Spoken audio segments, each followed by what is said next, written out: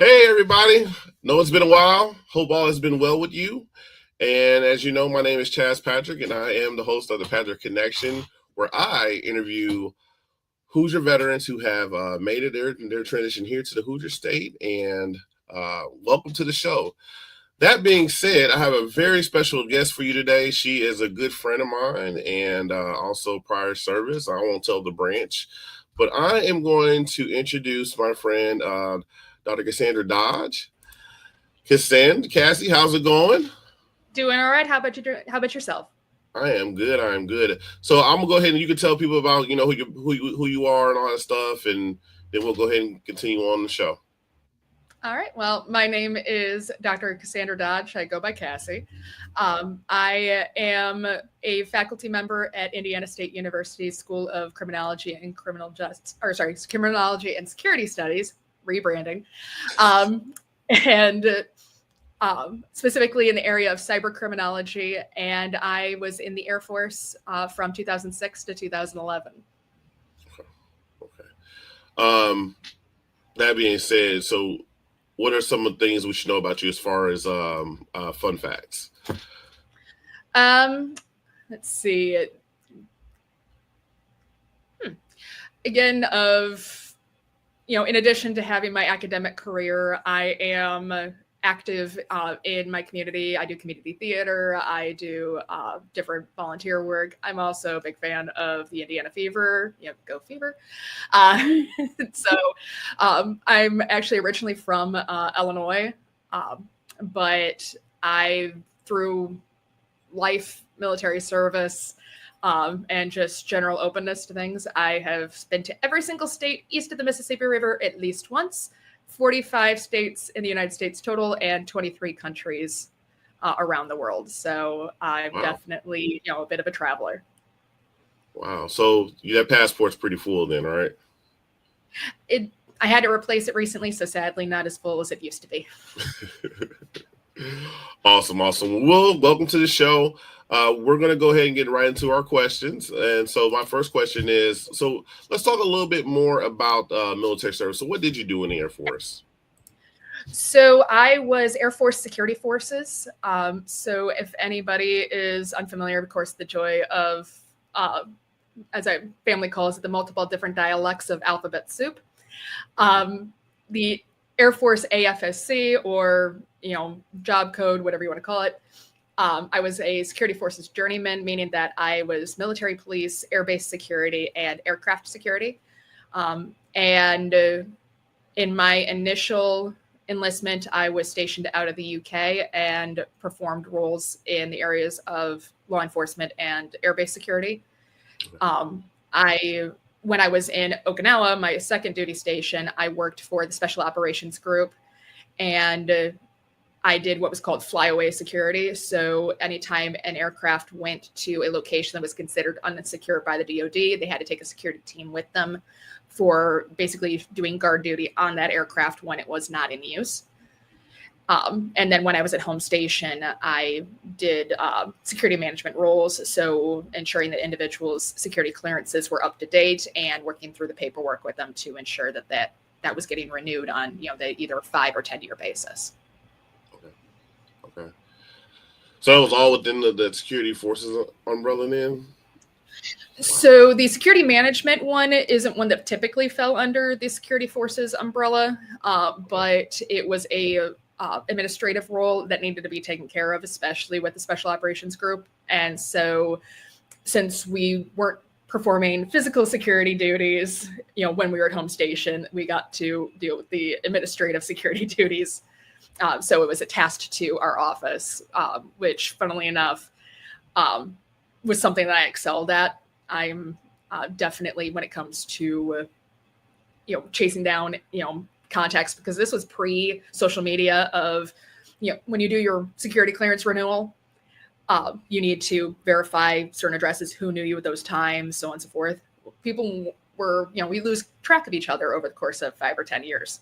So having to chase those numbers down, chase those individuals down, trying to figure out all those pieces, that was part of what I did. And so the fact that I now teach, courses on open source intelligence when I was actually just sort of using those techniques just to make sure people could get their security clearances. It's sort of funny how things are full circle. Hey, transferable skills is a real thing. So with the service, did you always know so Air Force, did you how did you make that decision? Like, what was that thing? Like, what was the aha moment? So typically, or like when we hear stories of individuals who've chosen to enlist, a lot of the times it's straight out of high school. Like that was you finish high school and you immediately pipeline in going to basic. That's not what happened with me. I had graduated. I went to a community college because while I excelled academically, I didn't know what I wanted to do, major specific wise. So I went to the community college to get my gen eds done, and I earned my associates without having it's a general education associates. I never declared a major. Okay. And when that finished, well, then the next step was, okay, you're either going to go to a university and declare a major and earn your bachelor's, or you're going to join the military, because I still didn't know what I wanted to do. And at this point, I was turning 20. Both my sisters had, in the last 2 and 4 years prior, because every 2 years this occurred, they had both also enlisted. Okay. So my eldest sister was in college. She was at Southern Illinois University going for nursing SIU. When 9/11 happened. Okay. Yep, SIU Edwardsville. Okay. So she was there, and 9/11 happened, and she decided that she needed to do more. My family is very military, has positive feelings towards military, a lot of military, experience in my family, though admittedly, my sisters and I are the first women in our family to serve. Oh. But my dad served, both my grandfathers served, all but one uncle served, and you just go generation. There is a very long history of military service in my family. And so it was always sort of that option has always been there. And so she decided that she wanted to do more. She joined the Navy. And in fact, she had a full career in the Navy. She retired back in 2022 after a full 20 years of service in the Navy. And then 2 years later, the middle sister, she had gone to college, and due to, unfortunately, some accreditation issues with her institution, they lost her accreditation for her degree. She finished up her some of her undergraduate work at the community college, and she decided that she needed a different direction in her life, and she joined the Army. And so she did 5 years in the Army, both of which they were intel. They were both military intelligence specialists. Oh, that's and awesome. So when, again, I finished my associates, and I was just like, okay, I'm either going to have to declare a major that I'm not confident in and spend university money, or I can join the service, do some growing up, because there was a lack of confidence and a lack of life experience that I was very much like, I had aptitude but no direction, and I needed some of that, time and that structure in order to, be more confident in who I was and make a confident decision about my life. And so I decided that I would be, I would enlist. And so I went Air Force. So yes, we laugh. We have the DOD covered. Between every one of us, it was like, well, we got a Marine. I'm like, still have Department of the Navy. So we have, and even when now people are like, oh, but now you're missing Space Force. I'm like, it's still Department of the Air Force. So we still have the DOD covered in my family. And in fact, I actually, when I initially started MEPS, my first choices weren't security forces. They were intel. Okay. My family jokes now that maybe it was a good thing that I didn't get that, because if my sisters and I got into an argument at Christmas, we'd have an entire failure of the military intelligence system. So no, and even though there might be some attitude of that doesn't take, you said you're you're academically, excelled, why would you choose security forces? Honestly, the experiences that I have, one of the things, and I still, I internalized that moment, and it has been helpful to me to this day, especially working with students from various different backgrounds. Mm-hmm. One of my peers during tech school asked me where I was from, and I told him I was from suburban Chicago. And he goes, "Did they all talk like you there?" I'm like, "Are you talking about my accent? What are you talking about?" And he goes, "You use really big words, and I don't understand you half the time." I was that kind of precocious kid that, because I knew what the definition was, I liked to use the words. Right. And I didn't mean it in any kind of, malicious or I'm better than you kind of way, but it was othering me from other people. It was separating me from other people. Right. And when you're in that type of environment, a team environment, generally speaking, but a military team environment, and I'm sorry, we were at war at that point. It is not a good idea to not be able to clearly communicate with everybody that you're working with. And so, yes, there's a point of the challenging others to get them to your level, and help them excel. But in the moment, when the rubber meets the road, you need to be able to do the job. And if you cannot communicate with multiple different types of people, you're never going to get, any kind of success in that space. And so it's something that I internalized of the, just because you can doesn't mean you need to.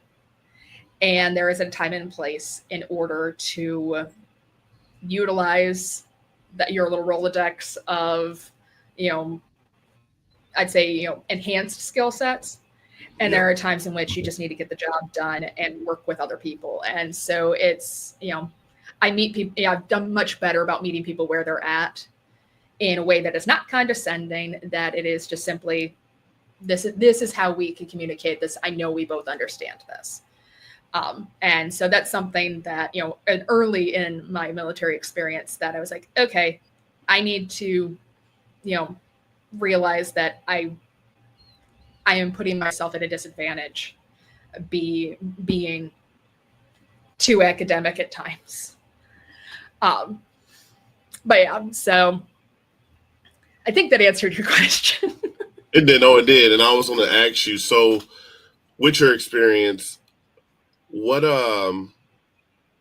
one interesting story you can pull from your time in that kind of just grabs at you? Oh my goodness. Problem is I have so many different stories. So what's the vibe of the story that we're going for? We'll go general audience. Yeah, let's see. I'm gonna be now. So I was very lucky. I know that some people are like, "Oh, I joined the military to see the world, and all I got to see was a skiff in Fort Campbell." Yes, I'm referring to my sister. She was, when got my first set of orders out of tech school that I was going overseas, both of my sisters were really annoyed with me. There was a little envy there. They're like, "What do you mean you get overseas the first time?" That being said, yes, I was very, very lucky. I know that's not an experience that everybody gets to get, but I had a couple humbling experiences because I was able to travel internationally. For people that are familiar with their Asian history, especially as related to the Vietnam War, but the consequence of that overflowing into Cambodia, and so the Khmer Rouge. I was aware, broadly of what happened with the Khmer Rouge, but it wasn't one of the, when we talk about in U.S. history classes in schools, and we tend to focus on the Vietnam component, if anything at all. Mm-hmm. And we were in Phnom Penh, It was an overnight shift. So again, we were security of when the plane's parked, it has a security team on it. And so there was myself and my sergeant. Well, as it turned out, because my sergeant was Vietnamese American, so he was a polyglot. He could speak English, Vietnamese, and Korean. Oh, wow. So as it turns out, to be an officer in the Cambodian military, you have to know a second language at least. Okay. And a lot of them choose Vietnamese because it's similar enough to Cambodian that it's easier to learn. Well, they found out that one of the security team that was working on the aircraft that night spoke Vietnamese. So they wanted to come hang out and chat with the Americans. And so they came out. A few of them were, sitting chatting with us. We didn't realize they were officers at first. That was a little awkward. But in the conversation, it's getting late. We were working overnight. And there was a bench that was basically a 2x4 with legs. And one of these gentlemen decided he was still going to hang out, but he was going to take a nap. And so he laid down, balanced with his back across this 2x4, and his legs on either side of the bench, and sort of fell asleep like that. Or was starting to. And I made the remark of, that takes talent. I wouldn't trust myself to keep my balance, sleeping on, a balanced 2x4, which my sergeant translated. And the response from that officer was I learned how to fall asleep in rice paddies with my head just above water hiding from the Khmer Rouge. This is nothing. Mm. And it was that, oh my goodness, because you think again we think about some of these different events and things as this was history. Mm-hmm. He survived it and is sitting here now as an officer in the Cambodian military. And this is somewhere between 2009 and 2011. And you just sort of sit there and go, I feel like I opened my mouth and inserted foot because, I took something for granted here. I walked into something that I didn't understand. And it, again, I had intellectually known about, but I had seen that as, oh, that's history. That's not history, that's life. Yeah. And so it was a humbling moment, and it was also a learning experience of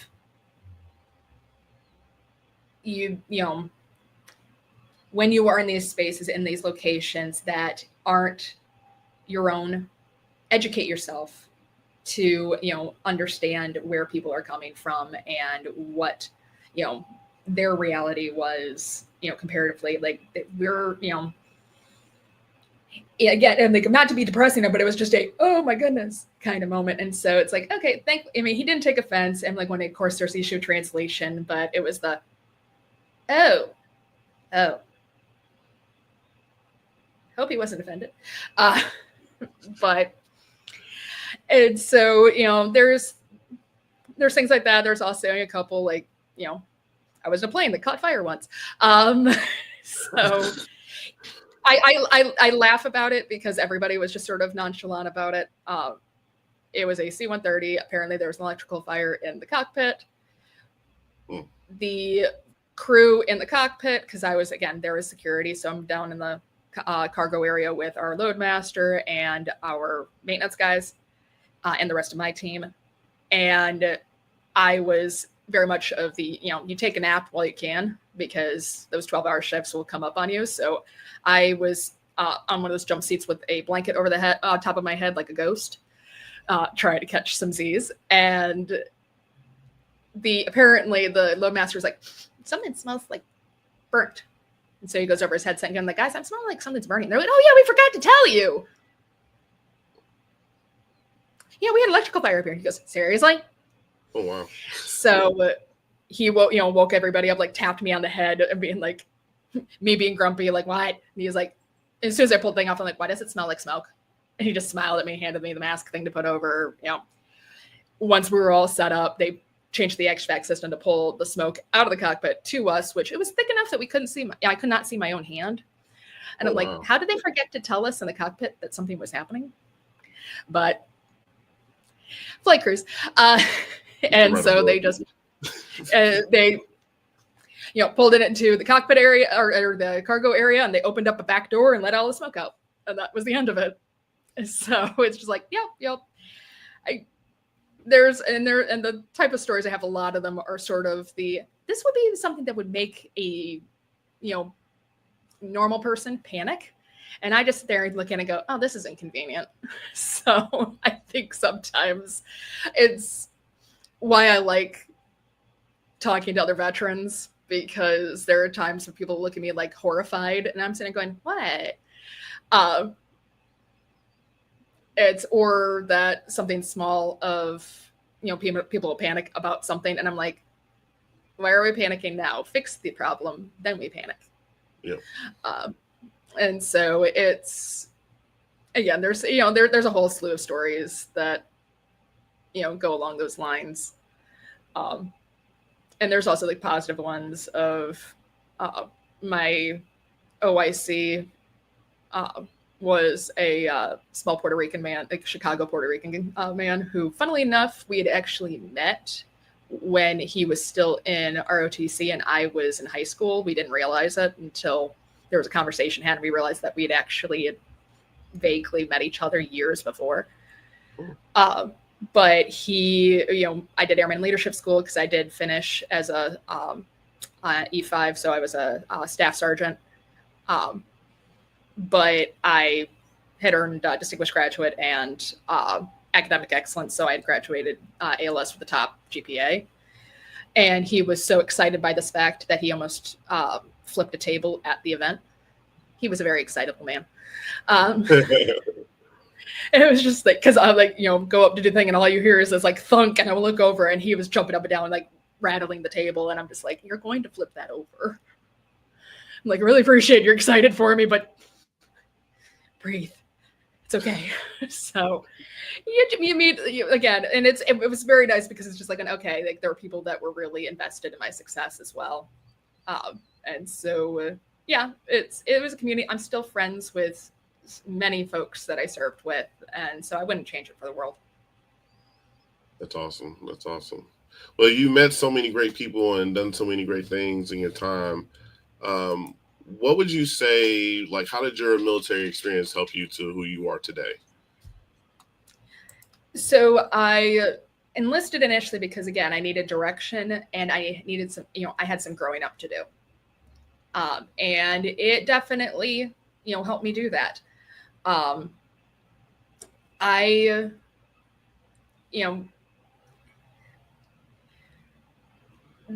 It sounds like, because I hate the way I'm about to phrase this because it sounds like I'm tooting my own horn of I'm awesome. But because I excelled academically in, high school and in, college, my first time around, I was sort of spoiled for choice when it came to, possible life directions. And in that, this gave me a, clear focus. And so, yes, I stuck with that criminal justice, security perspective, and that, then that career track. But it also, forced me to, again, learn to work with a diverse number of individuals at different levels of experience, working in a bureaucracy that, let's be honest, working for, institution of higher ed that is a state entity. We have our level of bureaucracy there. And so it's built in a level of patience that I'm, find that some individuals sometimes lack, simply because it's the phrase, it's above my pay grade. Like, you can control the things that you can control. Like, there is this very, like, your sphere of influence is your sphere of influence. And everything that's outside of your sphere of influence, obviously you should be aware of it, you should care about it, but you can't waste emotional and brain space over that and keep your sanity. And so the military helped me focus on my part of the pie. I need to be responsible for my role, my job, and trust that other people are going to hold up their end of the bargain, but also be prepared if they do drop the ball, being like, all right, I have a contingency plan just in case. And so that sort of mentality and that sort of, approach to different aspects of my life has been that, it has served me well. I will say that. And then it also made me really open to the possibility of, taking chances on, big changes. I recently, I only came back to the Midwest and specifically to Indiana about a year ago. And before that, I had my first job in academia was in Savannah, Georgia. And when you talk about it also, because, yes, I'm originally from Illinois. I did my undergraduate and my master's degree in Illinois, but I did my PhD in Florida. Because of my background of being overseas and having, traveling all the time and just being told, hey, it's been 2 years, you're, time to move on. I'm not afraid of those kind of big changes and starting over in a new location and,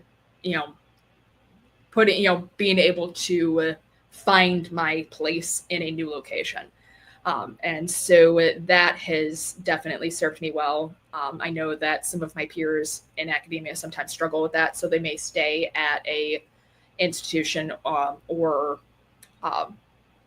in a job that maybe doesn't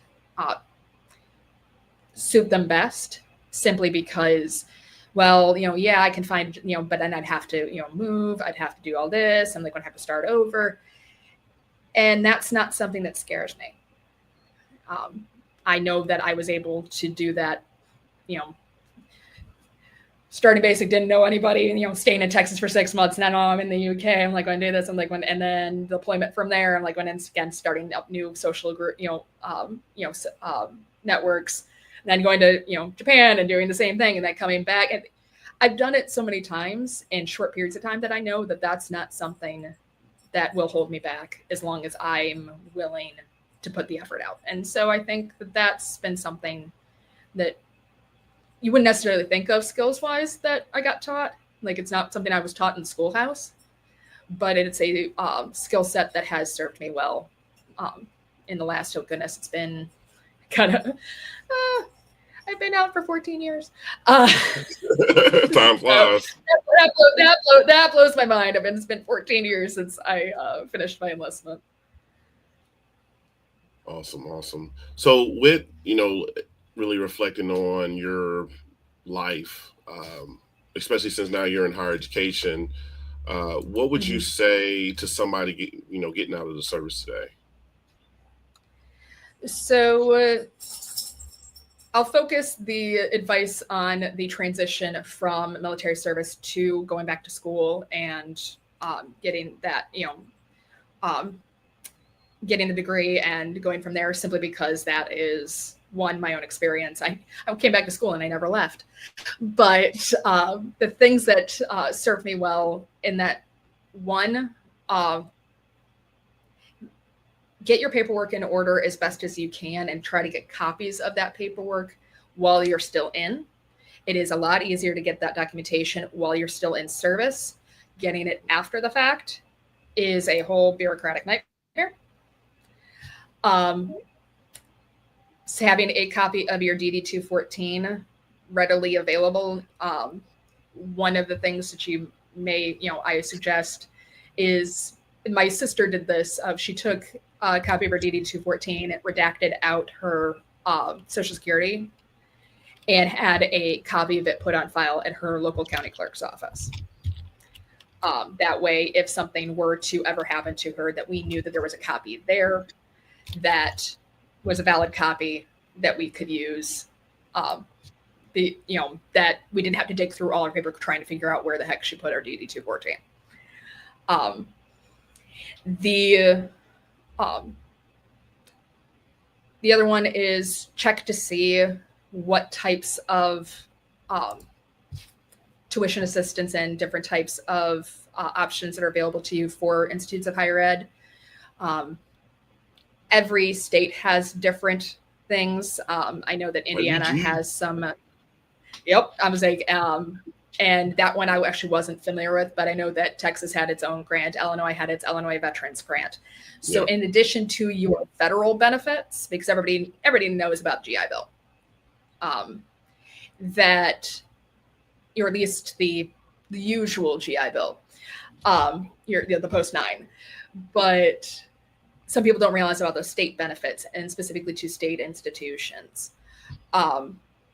So do some research, see what's available to you, and see what paperwork they may need for that. What the deadlines are. That's the big thing, is keeping an eye on those deadlines. Yep. And the other one, for individuals who get 100% disability rating, please note that your dependents actually can receive a benefit from the federal GI Bill upon that they get basically a check for is it every month? I can't remember that portion, but it's the Chapter 35. Yeah, I think so. I think it's like so. It's not a ton of money, but it does mean that if your student doesn't necessarily need to work a full-time job while going to school, because they can take some of that edge off. But if you're 100% disabled through the VA, that's available to you. And a lot of people don't realize that that's also an option for their families. So there's a lot of, different things, work with a veteran service officer with, and make sure it's a certified veteran service officer. So not just a VSO by name, but somebody who's been certified by the VA. Yeah. If you are doing any kind of application for compensation and pension, let them do the paperwork. Do not do it yourself. I learned that the hard way. Let's just say this way: yep, they're accredited. Like, they can follow it if they are actually truly certified, and like when they can follow it the entire way through. It's somebody who's just a VSO by name can't actually advocate for you in those spaces. They just submit the paperwork for you. So make sure it is a certified VSO. And then when it comes to the academic space, see if you have a student veterans organization on your campus. There are a couple different flavors of them. The big one would be Student Veterans of America. They are their own non-for-profit organization, but they work with the VFW regularly. That is a well-established, well-managed national organization that helps provide support and resources to veteran students and that unique experience. So both on that national level, but then also locally, just because it means that you will have a chance to interact and have that, social network of individuals who may not be in your degree plan, but at least understand where you're coming from about being a little bit older than the people in the room with you, or having that different level of, life experience that may, occasionally, let's be honest, clash with some of the individuals in the room with you. And so having that support network, having those individuals that are helping each other build those good study habits that you maybe, never learned or fell out of the habit of. Another organization, there's a couple chapters out there right now, is Omega Delta Sigma National Veterans Fraternity. And full disclosure, I am the faculty advisor for the SVA chapter at Indiana State, and I'm the board of trustees member for Omega Delta Sigma. So to say that I am actively involved in both of these organizations, full disclosure. But even then, I got involved with, I'm in those positions in those organizations because I was a member of them originally at that chapter level. And that, I remained involved in it because it helped me. And I want to ensure that that is a resource that's available to our students that are in that transition, because it can be very jarring, again, of being, 4 or 5 plus years older than the people in the room with you, having certain, training and experiences, certain, you may have been an NCO and now you're in a, group project with your peers that are freshmen, straight out of high school. That can be a bit weird. That can be a bit of a strange, having to switch gears on that. And so having those resources, having that support, but then also don't isolate yourself from the greater campus at large, from, your peers. Because again, you have your life experiences could be beneficial to share with them, but it also goes back to the working with people that have that different life experience. You might have had, to me, it's no different than, you have a unit that somebody comes in fresh out of basic that you now have to work with. The training's different, but the approach, it doesn't mean that that they don't have something to offer too. Right. But so just one of those things of be open to those conversations, and don't isolate yourself, but also have that, outlet to be like, okay, I need to talk this out with somebody. I'm like, am I weird about how I'm perceiving this? Or is this just, we're coming from two different places. And so again, having that support network, but then also, engaging with what, is available to you. Take those opportunities. Talk to your faculty, please. I say that to all students. Please, office hours are for you. Go to the office hours. Faculty, otherwise I'm gonna be sitting there playing on Spotify all by myself on repeat. So it's, but be open to the experience. Be open to the process. So there's a lot of stuff bureaucratically, but engage with, available resources in each institution. In Indiana, we now have the it's a Purple Star collegiate initiative. They had it at the high schools, but now they just sent out the certifications for this first set. So Indiana State did actually get recognition as a school. We are a tier 3 school. I know that many Ivy Tech, like there's 28 institutions total that got the recognition this year. So Ivy Tech is like they did really well, which brings up a final one of, if you aren't sure about going back to higher ed, there's no shame in going to community college first. If that's, it's lower tuition, it's usually locally based. That's absolutely an option. There is no shame in doing that. But, even if it's you're retired and just trying to try something new, you have the benefits, use them. And a lot of times, depending if it's a local university, those credits transfer over. Oh, well, so Ivy Tech, Ivy Tech, because it is a recognized state institution. Yep. If you complete any coursework at their schools, they will transfer to state institutions. So IU, Indiana's, State. And so any of the state, so at Purdue, if it is not a private university, and even then the private universities are likely to take them, they're just not required by the state to take them. But yes, so if you started there like doing, hey, I want to do my gen eds in a smaller classroom with only up to 30 people for doing like say English 101, cool. Do that at your community college. And this is true, honestly, I'll say this for anybody going to college. I'll say this to high schoolers. I'll say this to adult learners. Doesn't matter. If you want that smaller environment and still get the same coursework, especially for those gen eds, do it at the community college. It's cheaper, and it is always going to be a smaller faculty to student ratio. Get that done. Transfer it into the institution that has the degree plan that you're looking for, because we all have to do what are in Indiana State calls them foundational studies. We have to do those. Those are required. We have to check off those requirements, regardless of if you're in aviation or criminology. So if you want to, save your money that way, totally fine. Now, admittedly, if you're using GI Bill, then that tuition doesn't really matter. So it's up to you. Right. But it is something that if it is a financial question, there's absolutely nothing wrong with going to community college, and Ivy Tech is a very military-friendly institution. I think a lot of their administratives, like I've seen some of their chancellors, I think some of their chancellors and their networks are veterans as well. Actually, the one I believe Eric so. Cohn, Eric Cohn for Bloomington, he's Air Force Two, chancellor for Bloomington. So, and I think the other one for Columbus is a veteran too. So I who believe so. like And that like I whole said, network.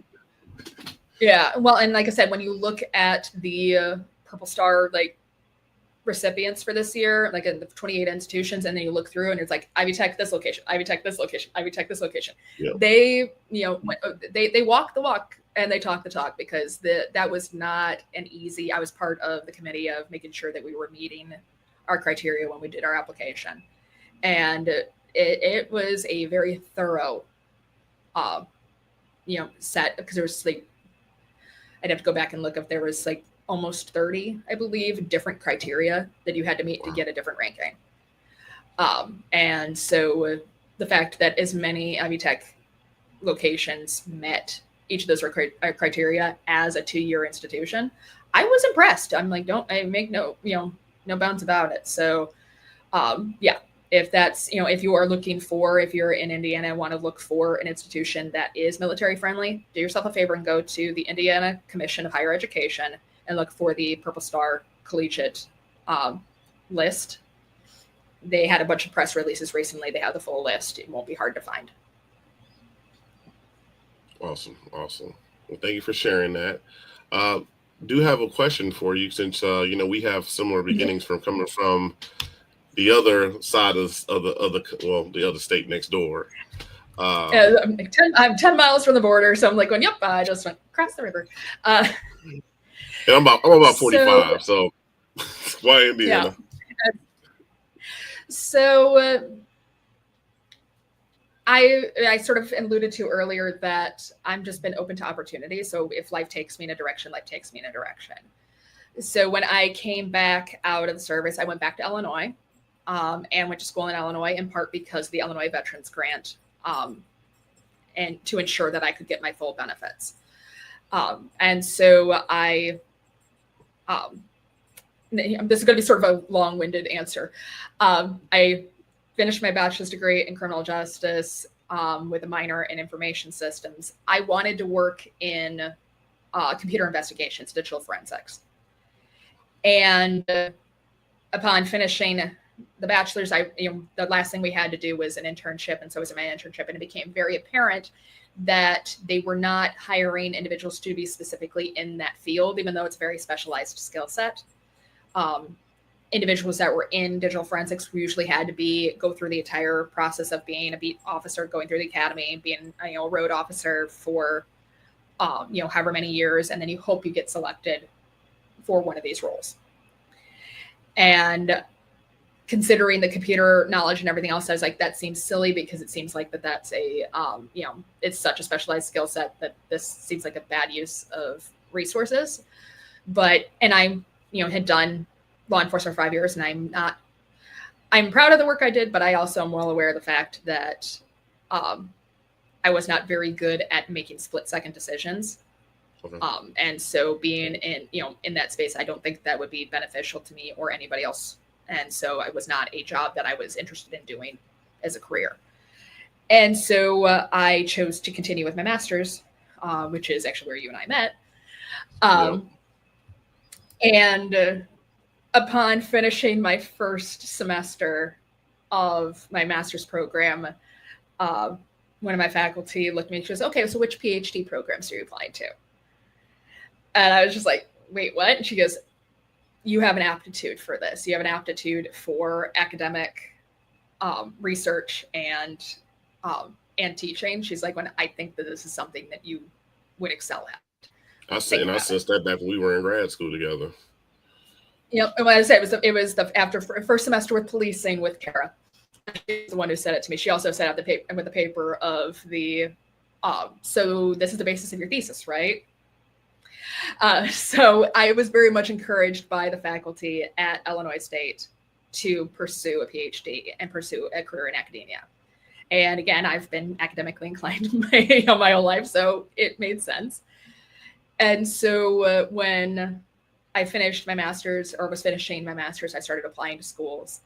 and ultimately selected the University of South Florida in Tampa.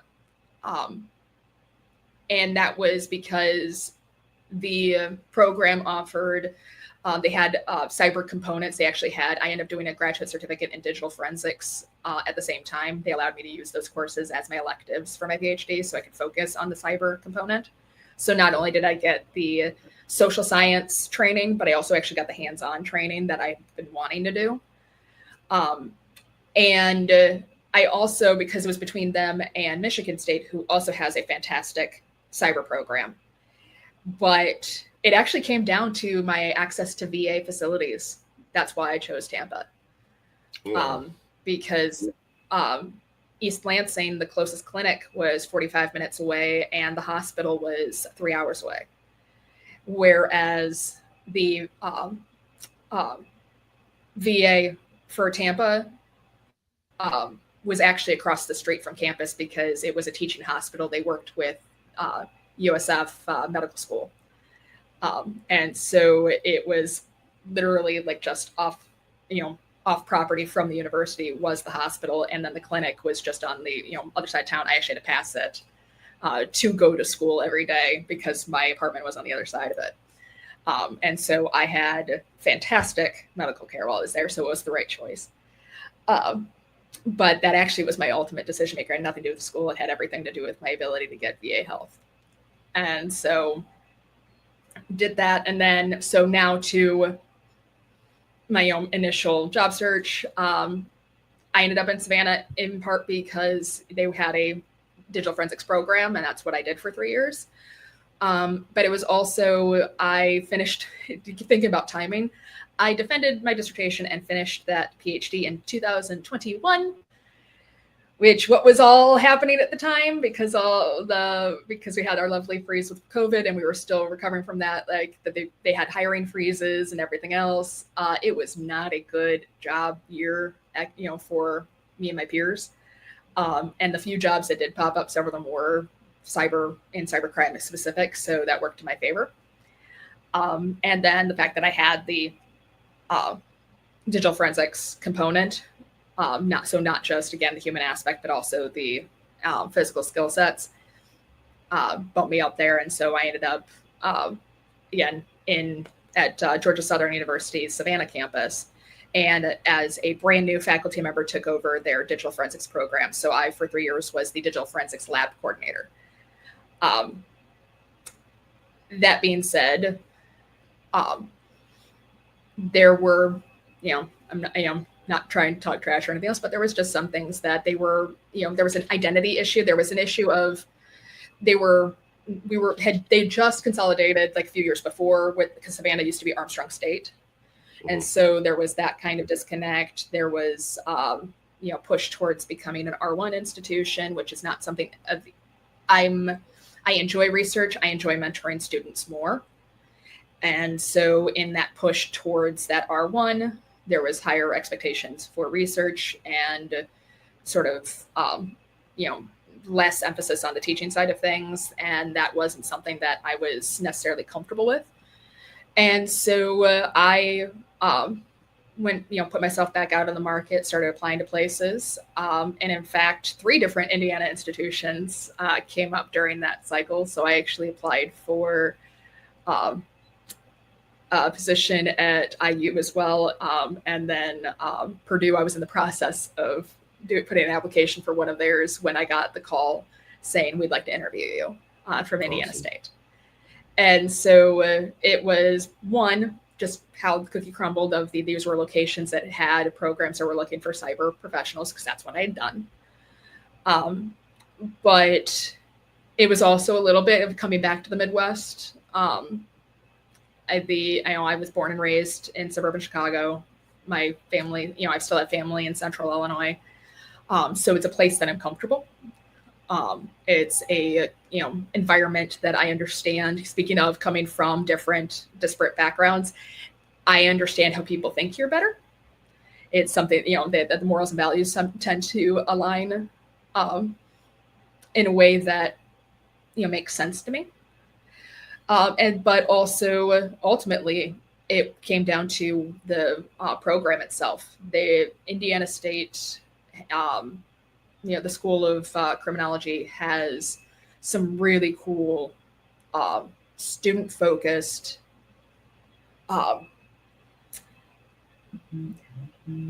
experiential learning opportunities for our students that I had not seen at other places, and had addressed issues that I had seen with my students in Savannah, because in digital forensics, internships in digital forensics don't really exist because of some of the legal concerns when it comes to those certain types of investigations. You can't have a civilian accidentally seeing something of a certain variety. And so the way that the program is done at Indiana State, there's a way to get, everything all above board on a legal basis. I'm happy to talk about that further if you want, but it was giving the students the ability to actually get involved with their community, get their hands on actual investigations. And they are, our students are incredibly engaged and are now, as they graduate, are incredibly successful in their careers. And that is ultimately what I want my legacy to be, is being, you stand on the shoulders of giants. And so I want to be that, part of that launching pad for our students to succeed, as opposed to having my name on a bunch of, academic articles that may or may not be behind a paywall.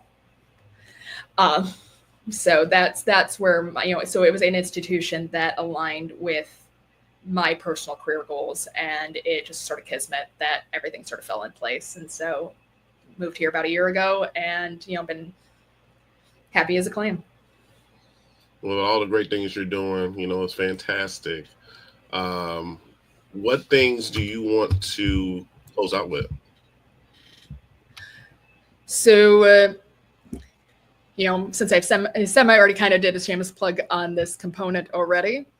Mm-hmm.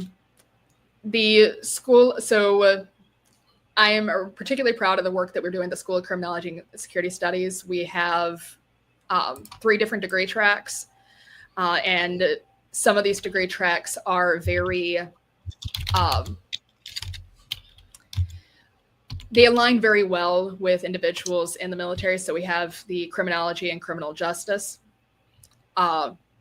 We have the intelligence analysis degree plan, and then we have the cyber criminology and security studies. So there we go. Our criminology and criminal justice, that's a bit more of your traditional track. So looking at both the social science of deviance, but then also the system, so policing, courts, corrections. And then the cyber criminology program that is focused on digital investigations, on the human aspect of cybercrime. So why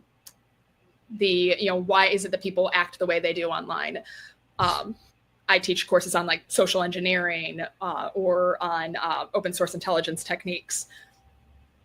And then the intelligence analysis, that is basically you have all these disparate pieces of information. How do you boil that down into figuring out what actually is happening? And so obviously we have our different, national intelligence agencies, but those are also skill sets that apply well to other, careers as well.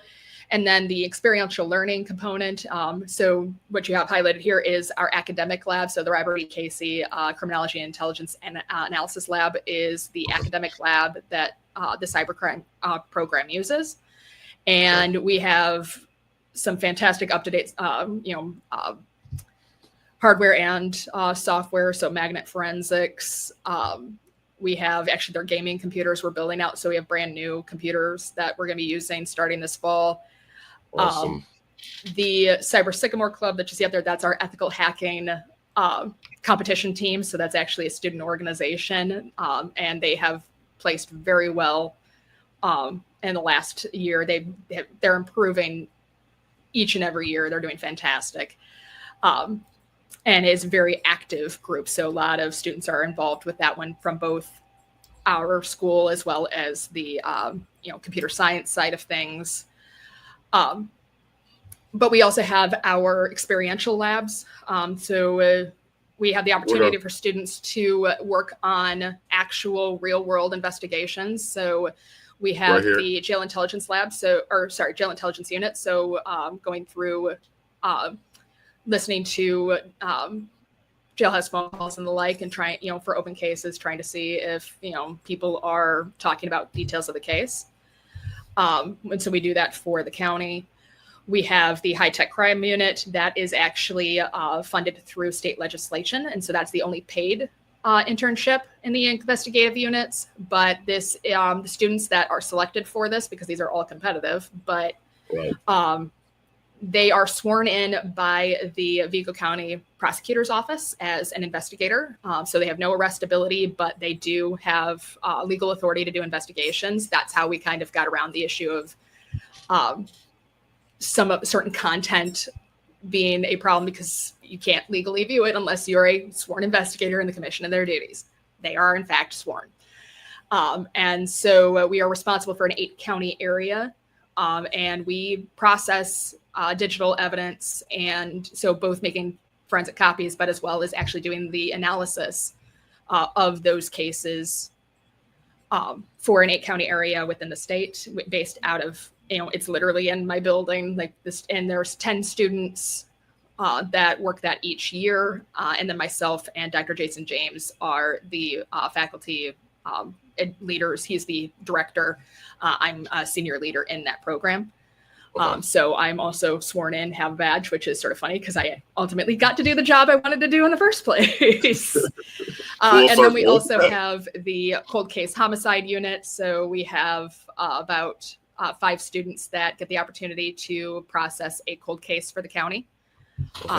And so they work with the detectives in the case. They basically go back through the case, digitize any evidence that is on either that, written, or if there's like a cassette tape, they actually digitize it. So that way the evidence is still viable. We're not worried about it disintegrating. And so they'll do that, but they'll review it. They'll also use different like open source intelligence techniques to see, okay, social media analysis. Do these individuals that are involved still contact each other? What kind of stuff are they posting publicly? And sort of do a current follow-up and do a briefing for the prosecutor's office and the case detectives, just to give them an opportunity, because they may have been assigned that case, but they had no chance to really do a deep dive in the case of the detectives. And so the students give them that overview at the very least, and some potentials for new leads. And then the human trafficking intelligence unit was originally funded through a grant through Operation Underground Railroad, but we're currently working with a organization called Guardian. And so they train members of the unit, and those students will basically get assigned certain, like once they're done with their training, they get assigned saying, hey, we want you to look at this particular location and see if there's anything on like online classifieds or whatever the case may be, that there may be potential victims of human trafficking, as well as any intelligence that you can gather from that in order to see if we know where their location is, who may be involved, and any information that can be used for the identification and extraction of those individuals.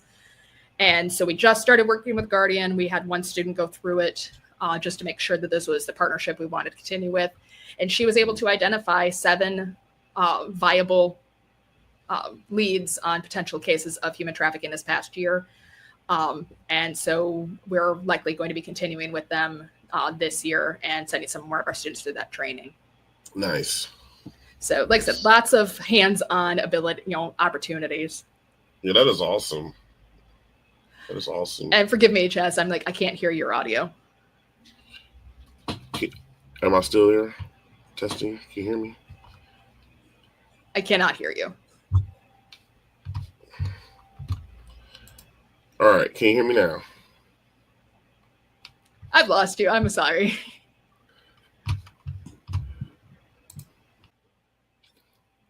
All right, so I'm back. Sorry, I had a little bit of an audio issue. Thank you for sharing all that. It's great to see all the great things that are happening out of ISU and in your victimology department and criminology. It's fantastic. So other than that, I would like to say thank you for your service. And as you know, I'm grateful for your friendship and thank you for being a guest on the show today. I appreciate the invite. It's always fun to chat with you. Awesome. Well, is there any you want to say bye to everybody?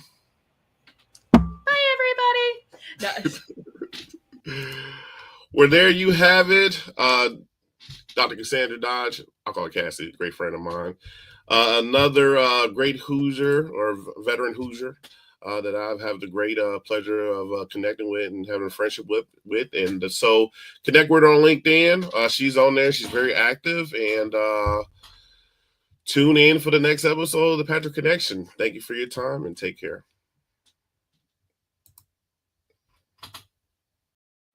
A thriving job market and low cost of living, plus a wide range of veteran benefits, make Indiana the perfect place for veterans of the United States military to call home. INvets can help you find that home. We're an organization started by veterans to help former service members transition to civilian life in our state. INvets can help you find the community with the career opportunities, housing, schools, and amenities that fit your lifestyle. To learn more about INvets, visit us at invets.org.